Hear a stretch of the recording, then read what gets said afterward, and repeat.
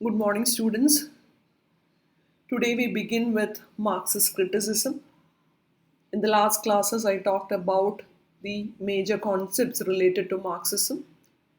In this class, I'll be discussing the major points from this particular text, which is also part of your syllabus.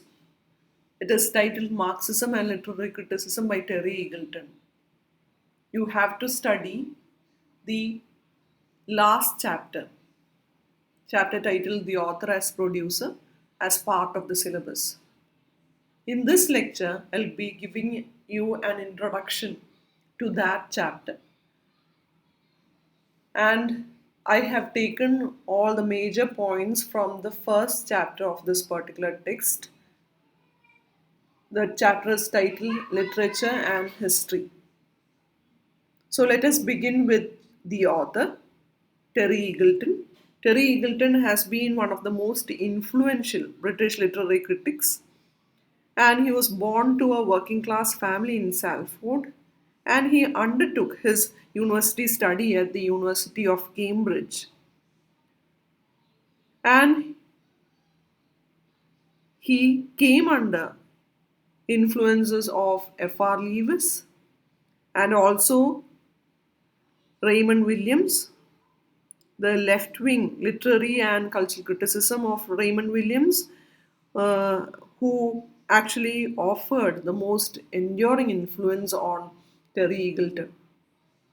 And later he moved to Oxford, where he became this senior Thomas Wharton. So he achieved this senior Thomas Wharton professorship there. And initially, his interventions were focused on mediating currents of continental Marxism with George Lukács, Louis Althusser, Walter Benjamin, Pierre Macherey, Bakhtin, and Brecht. And in 1980s, he provided all those combative left-wing engagements with post-structuralism, criticizing figures such as Jacques Derrida and the Yale critics. But his widest general prominence came as a popularizer of critical theory. He has actually written numerous influential primers, influential introductions, and guides underpinning many of the developments in the teaching of literary criticism in universities over the past 40 years. Since 1990s, Eagleton's work has offered a variety of strategic interventions on topics such as aesthetics, postmodernism, tragedy, culture, to name only a few. And he wrote on Irish cultural history as well. And recently, this work has also returned to the theological interest of his earlier career. With Eagleton, we see Eagleton advocating the need for cultural criticism to address all those metaphysical topics, which usually this high theory shies away from. And later, in current times, he has been critical of new atheism, drawing strength from Christian theology and Marxism. This particular work, Marxism and Literary Criticism, act as an introduction to Marxian aesthetics. So, what is the relationship between these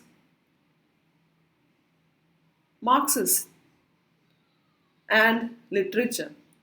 We know that Marx and Engels are better known for their political and economic writings rather than their literary writings, even though we can't say that Marx and Engels are purely Philistines. Philistines are uh, group of people who is guided by materialism alone and who is usually disdainful of all those intellectual or artistic values.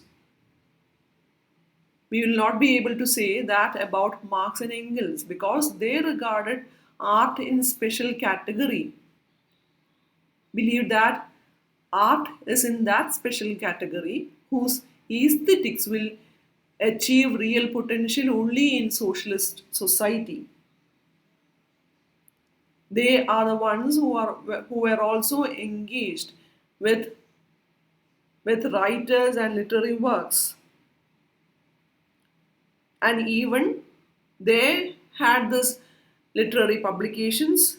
We have this writings of Karl Marx. He produced all those lyrical poetry. There is this fragment of verse drama and even an unfinished comic novel too.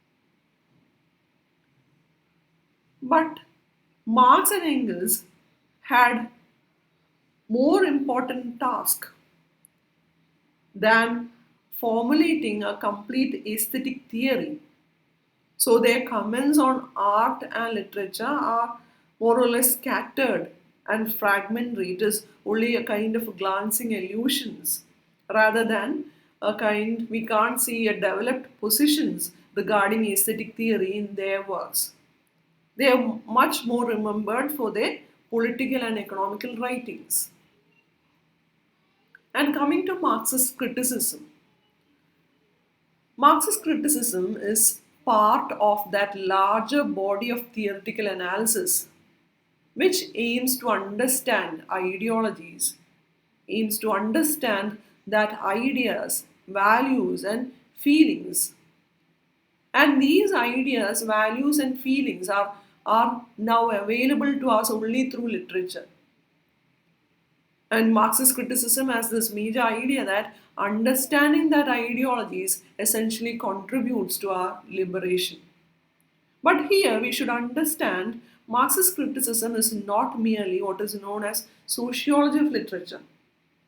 Sociology of literature actually concerns with the what is known as literary production, distribution, and exchange in a particular society, like how books are published, the social composition of their authors, of the audiences, their levels of literacy. All these things are taken into consideration when you talk about sociology of literature.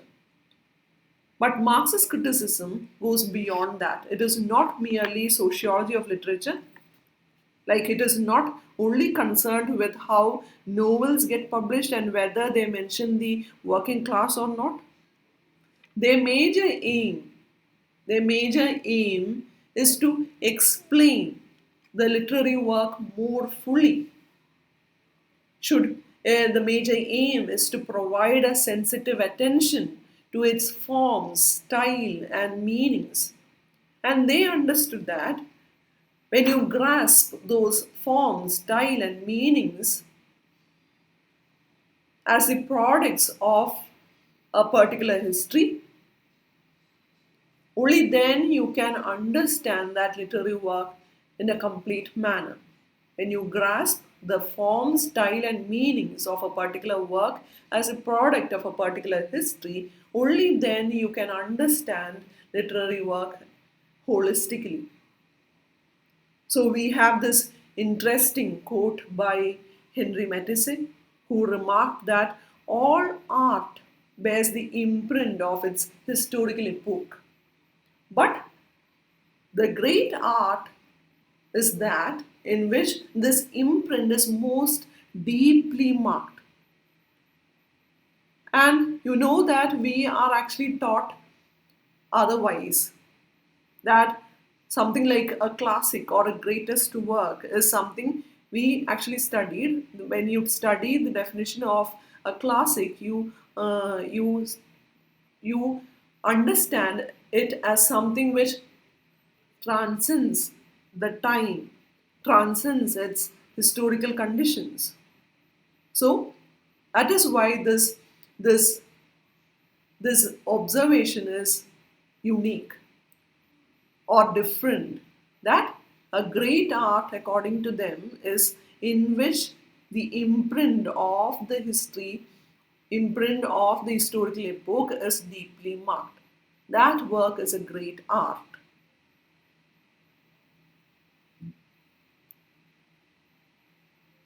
And all these literary works, Marxist criticism tries to say that all these literary works are not mysteriously inspired. It can't be just explained by understanding the author's psychology alone. They actually have a relation. They actually have a relation to that dominant way of seeing the world, which is known as the social mentality or ideology of an age. So there are forms of perception, particular ways of seeing the world. And as such, they have this relation to that dominant way of seeing the world, which is the social mentality or ideology of an age. And that ideology, in turn, is a product of that concrete social relations. Those class relations are experienced, legitimized, and perpetuated. And we know that men are not free to choose their social relations. They are actually constrained into them by material necessity. So the point is that to understand a literary work, for example, when you understand a literary work like King Lear, you can't just interpret their symbolism or just study their literary history or just discuss the plot and characterization, or you can't just identify the psychology of the author and try to understand the work.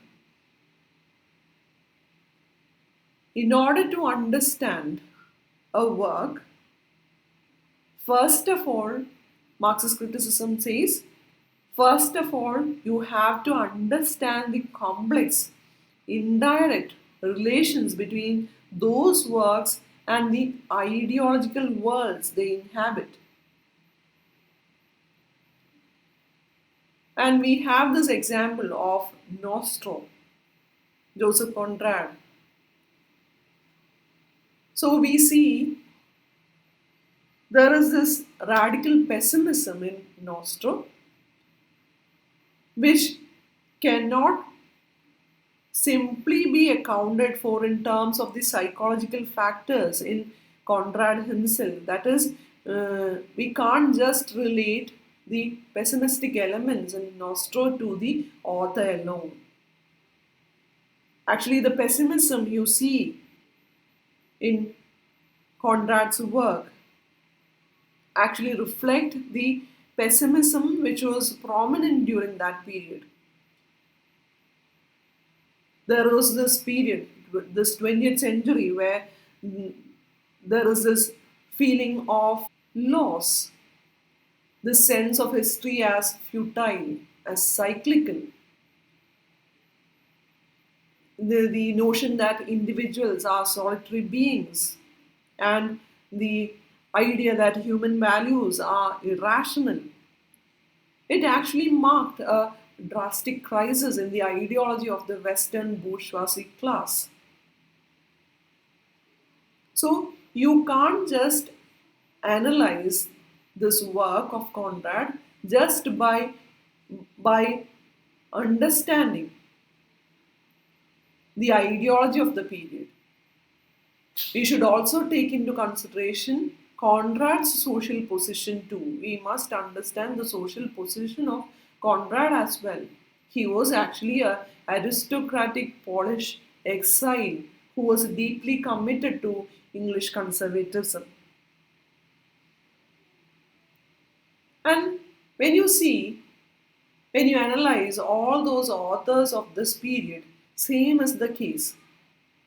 The most of these prominent writers of this period, Yeats, Eliot, Pound, Lawrence, D.H. Lawrence, they were actually political conservators who were always, when you see the works of these people, you can see this element of lamentation, lamentation of a rich past which is not there now, loss of that rich past.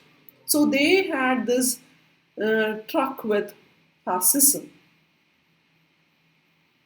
So Marxist criticism is not here. Marxist criticism is not apologizing for this fact, but it tries to see that, understand it in a different manner. In an age where this genuinely revolutionary art was absent, only this kind of radical conservatism put forward by these writers could produce the most significant literature. In the absence of genuinely revolutionary art, radical conservatism only could produce the most significant literature. And later, we should also understand the position of literature in superstructure. As you know, literature is part of superstructure. But it is not merely the passive reflection of the economic base. As when we studied about base and superstructure,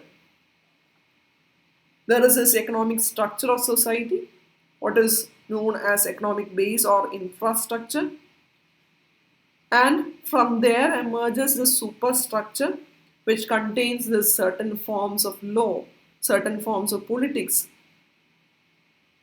And we understand that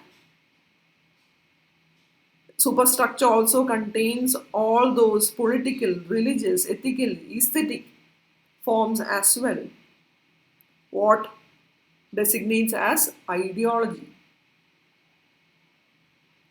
But here, when you place literature, literature is not a passive reflection of the economic base.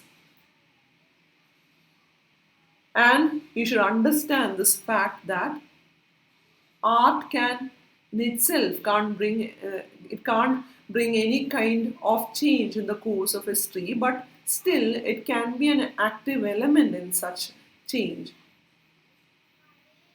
And therefore, art has a very high degree of autonomy, so says Trotsky. Art has a very high degree of autonomy.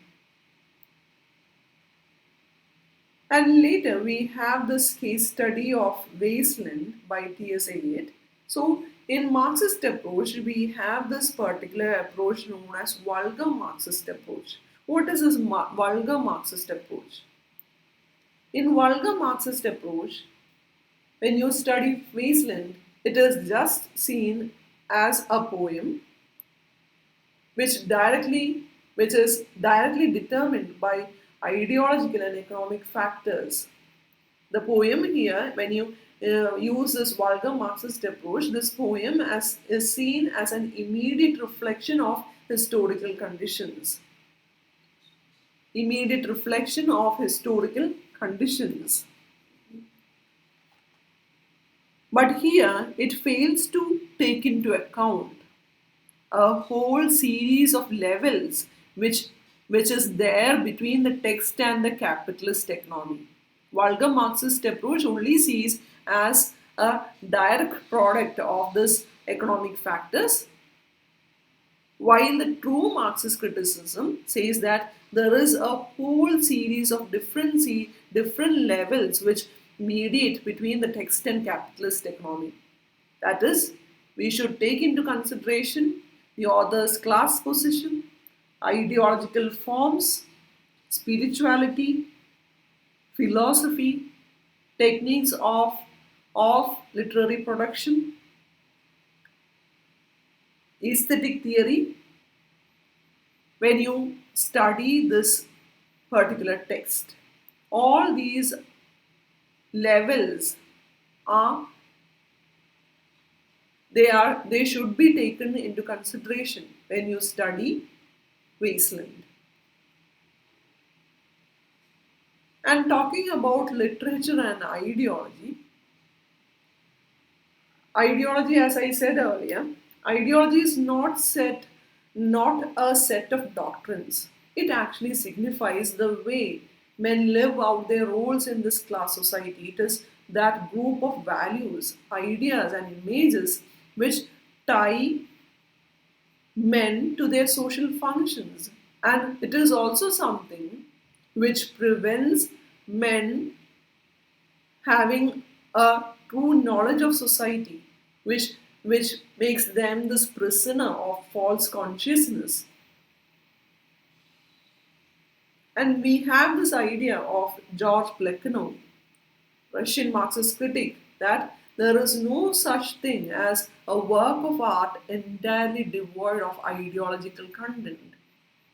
Every work of art will have this ideological content. And Engel says that art has more complex relationship to ideology than political theory and law. So Marxist criticism, as I said earlier, there is this vulgar Marxist approach. For much of this 20th century, Marxist criticism was identified with vulgar, that is, a kind of a Soviet style of literary criticism. As I said earlier, it reduced criticism into just an analysis of, or just an ideological analysis of the content of literary works, subordinating aesthetics to politics. So, vulgar Marxism treats literature as nothing but ideology in a certain artistic form. It is, it is, it sees literature as an expression of that dominant ideology. While Althusser says art cannot be reduced to ideology. Art cannot be reduced to ideology. It has rather a particular relationship to it. And art allows us to see the nature of that ideology and thus begin to move us towards that full understanding of ideology, which is scientific knowledge. And Pierre Machery has this particular point of view. He says that art contributes to our deliverance from that ideological illusions. Art gives us that deliverance from that ideological illusions.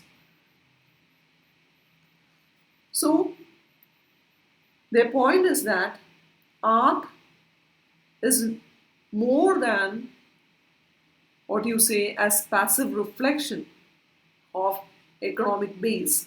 Though it is held within the ideology, though literature and art is held within the ideology, it manages to distance itself from it, and it permits us to understand or perceive the ideology from which it springs.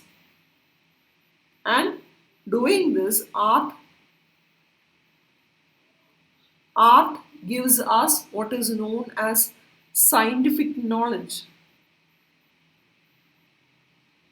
So these are the major points you must understand before going to this particular essay titled The Author as Producer. Please keep these points in mind. The position of literature in superstructure, it is not a passive reflection of economic base. We should understand literature in relationship with ideology and how being part of ideology, how it helps us to understand the ideology itself. I hope it is clear. Thank you. Have a nice day.